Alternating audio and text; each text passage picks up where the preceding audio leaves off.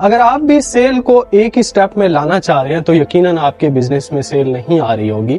Business कहीं पे भी एक स्टेप में या एक ही जगह पे उठ के आपके हाथ में नहीं आ जाता। इसके लिए एक पूरा प्रॉपर स्ट्रेटेजी और स्टेप्स को फॉलो करना होता है। कस्टमर हमेशा क्या करता है, कस्टमर पहले आपको देखता है, फिर आपके बिजनेस को या आपके प्रोडक्ट को समझता है, फिर आप पर ट्रस्ट करता है, फिर उसके बाद ही बाय करता है। लेकिन आप ये अगर एक्सपेक्ट कर रहे हैं कि यही रैंडम बूस्ट लगाने से, यही रैंडम अपने एल्गोरिदम को ट्रेन करने के बाद और बाय नो का ऑप्शन लगाने के बाद कि ये सेल्स जनरेट हो जाए, तो ऐसा बिल्कुल नहीं होता। आप एक प्रोसेस को स्किप कर रहे हैं।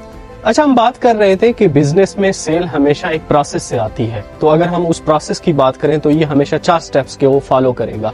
सबसे पहले क्या होता है, अटेंशन।